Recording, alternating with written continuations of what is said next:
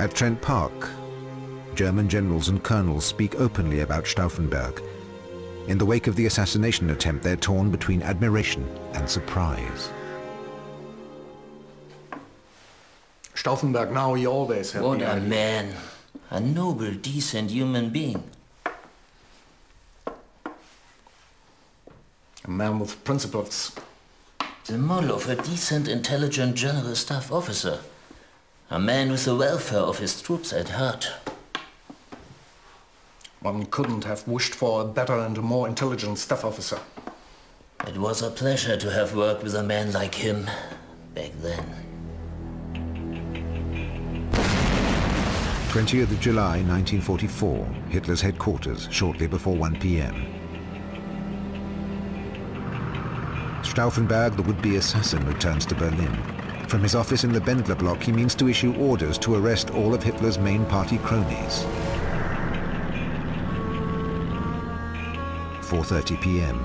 The Valkyrie order is dispatched to every office of the Wehrmacht with the following declaration. The Führer, Adolf Hitler, is dead. In this hour of extreme danger, the government of the Reich has imposed a state of emergency in order to maintain law and order. In Paris, General von Stülpnagel waits impatiently for news. He's in the know and ready to follow the conspirators. In his area of jurisdiction, he plans to disarm the SS and the rest of Hitler's loyal power base. He's just waiting for the signal to act.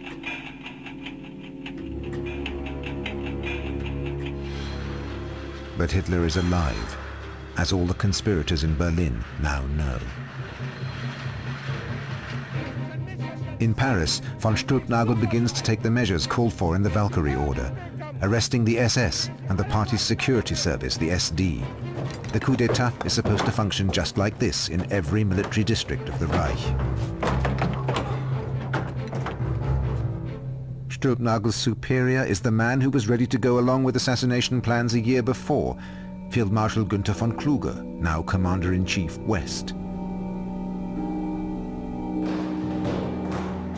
Together with Cäsar von Hofacker, Stauffenberg's cousin, Stülpnagel goes to Kluge's headquarters on the evening of July the 20th.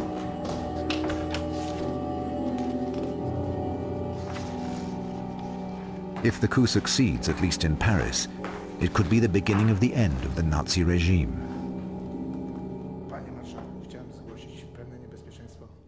My father and Hofacker had a meeting with Kluge, who in the meantime knew for sure that Hitler was alive. My father and Hofacker tried to persuade him to join them. But then came that famous sentence of his, "Yes, if only the bastard were dead." Günther von Kluge turns them down. Perhaps he believes that a coup can only lead to chaos, or perhaps he wants to save his own skin. In the course of the war, Kluge had been entirely ready to move towards the opposition, or even the resistance. But they had to be successful. He didn't want to go down in history as a traitor. That is a motive among these high-ranking generals that one shouldn't underestimate. It wasn't just Kluge. All the field marshals refused to participate in the resistance when it counted. Together they could have saved millions of lives lost in the final months of the war. There were as many victims in the last 10 months of the war as there had been in the previous 5 years.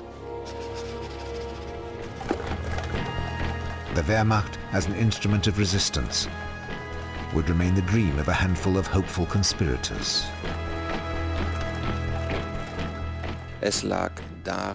It was because there were too few people opposing Hitler. If you think about the other questions that have been asked, why didn't the Prussian officers do it better? My counter-argument is this: how could they do it better when there were so few of them? And yet for a long time, it seemed as if the esprit de corps, the bond between the generals and senior officers, might achieve something against Hitler and his followers. No one betrayed the conspirators, even though very many people were in the know. However, within the Wehrmacht, that loyalty was only enough to guarantee silence, not to act. Some of the officers at Trent Park expressed their surprise at this lack of resolve. Most of the army knew about the 20th of July, you know? No. It was discussed incredibly often. No, I don't believe that. They even consulted the commanders of the individual armies beforehand. The situation of the plotters in Berlin is hopeless. Later in the evening of July the 20th, Stauffenberg and 3 of his co-conspirators are executed at the Bendler block.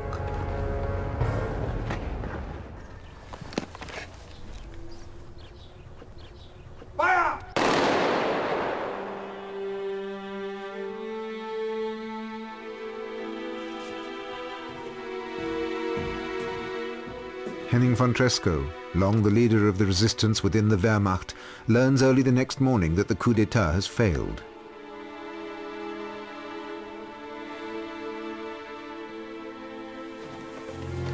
In the papers he left behind, he wrote, I played for high stakes. If you lose a trick like that, you have to take the consequences. Henning von Tresckow was no saint, but a child of his times. Above all, he wanted to serve his country, first as a supporter of Hitler, then as his bitter adversary. He was the exception among the generals. Many of them were against Hitler when defeat became inevitable, but few chose active resistance. And only a small number of individuals became conspirators on moral grounds because of the millions of murders. Men like Henning von Tresckow. When his conscience forced him to, he put his life on the line. He knew that he had at least made his mark.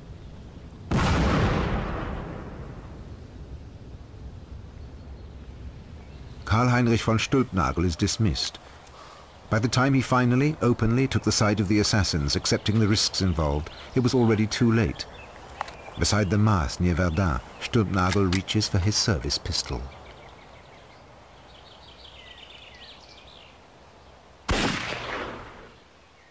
The suicide attempt fails. Stülpnagel is blinded. He's nursed back to health and is executed by hanging at Plötzensee in Berlin, like many of the other conspirators. Hitler takes bloody revenge. Almost 200 conspirators are executed, among them many officers from the 9th Potsdam Infantry Regiment. The resistance to Hitler has failed, and those officers who closed their eyes to the crimes of the Nazi regime can do nothing to prevent the final defeat. But by then the war has claimed millions more lives.